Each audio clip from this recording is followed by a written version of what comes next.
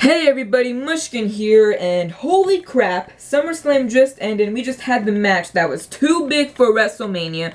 We had the Beast, Brock Lesnar versus the Dead Man, Undertaker, in a match that I think is gonna go down in history, as a memorable match. Like, people are gonna be talking about this match for a long time, I feel, because it's just that epic, that great, that magnificent, like, just off the scale. Like, the WrestleMania match 16 months ago at WrestleMania 30, I wasn't the biggest fan of, to be honest, but this match, they've hyped it up in a great way. Like, great. And this match delivered. Like, it delivered exactly what I wanted. I wanted a good match. I wanted a fight. I wanted blood. I wanted, drama in a way, I guess, because Heyman's the drama in this thing. But, I wanted all that stuff, and I got it from this match, and just great match. But let me get started with the match. Let me open up my notes right here. But the match, okay, so Undertaker is making his entrance, right? Everyone knows he has one of the greatest entrances in wrestling history.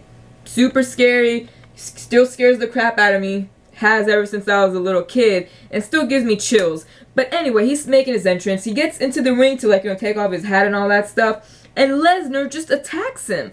Just attacks him. He still has his coat on, Taker, and he's just attacking him, but, Taker's taking the beating, but he quickly comes back with a few punches, a leg to the face, and a clothesline over the top rope, making Lesnar go outside the ring pretty much. And then finally everything gets settled. Each man is in their corners. The bell rings. The match officially starts this time, right? It starts, and Taker has the upper hand, and he goes up to the top rope. He's gonna do a little old school, but Brock jerks him down really quickly. And what does he do? What does he do? What does he do? What does he do?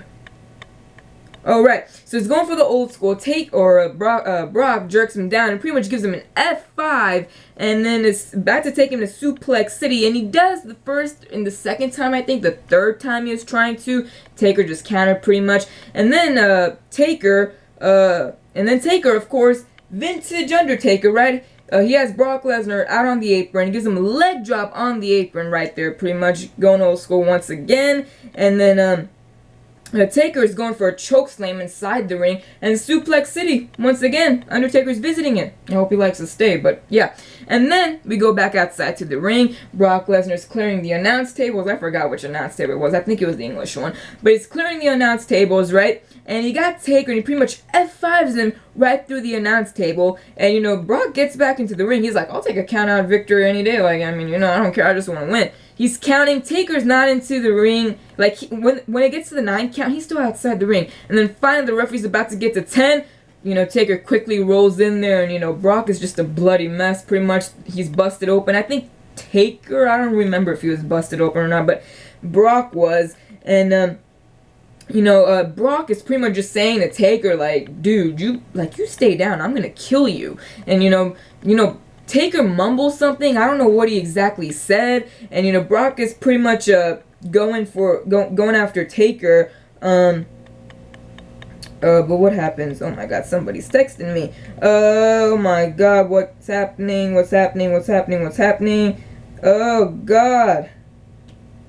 Oh, he gives Brock a choke slam and then a tombstone pile driver, but Brock, being the beast that he is, gets back up, and then Taker gets back up as well. He does that sun thing where he's lying on the mat, just gets up all of a sudden. They both look at each other, and this is an image I feel that's gonna go down in history as one of those memorable images. They have those, the first time Shawn Michaels won, the WWE Championship, or, I don't know, stuff like that, pretty much. I think this is gonna go down in history as one of the most memorable images ever, because just, when you saw it on the network, it was just so freaking real. I was like, I can't imagine for the people who are sitting there live, they actually get to see this. It was just epic. But Lesnar's a bloody mess, right? And he's laughing. And Taker just looks at him he's they just start going back at it, each other. It's just, it's crazy. These are two monsters, I tell you. And then, Lesnar gives 2 or 3 F5s in a row to Taker, but Taker just still keeps on kicking out. And then finally, here comes the interesting part, you guys. Brock Lesnar puts Taker in the Kimura lock, right? He has him in there good. He can snap his arm whenever he wants to. Lesnar can snap Taker's arm whenever he wants to. but the camera angle isn't exactly right. So like Taker's like facing where Heyman was.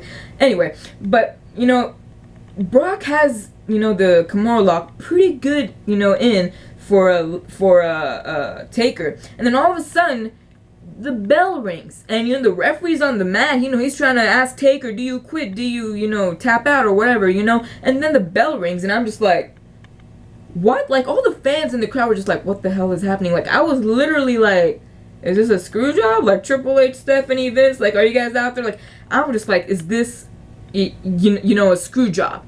And then, you know, and then Paul Heyman's like, yeah, he won. I saw the tap out, because, you know, Undertaker was facing where Paul Heyman was standing, and he tapped out.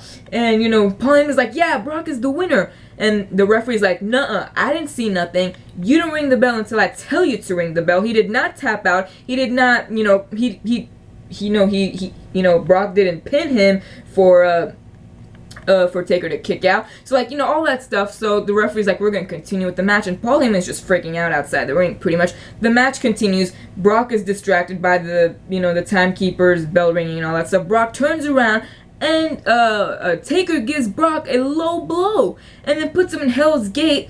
And then, you know, Brock is there. He's still a bloody mess, might I add. And he looks at Taker, gives him the bird, flicks him off, and just, you know, he passes out. He doesn't tap out.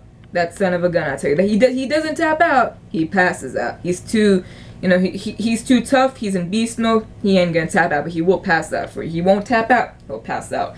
But that's it. The match pretty much ends. And Paul Heyman's like, no. Like after Taker wins, he goes to the back, right? Paul Heyman gets the mic. He's like, no. I saw the tap out. They replayed on the screen, and Taker did tap out. Taker actually tapped out, you guys, to the Kimura lock. Brock Lesnar actually won the match. And Paul Heyman's like, you guys saw it, I saw it, the referee saw it, so your real winner, ladies and gentlemen, is Brock Lesnar, you know?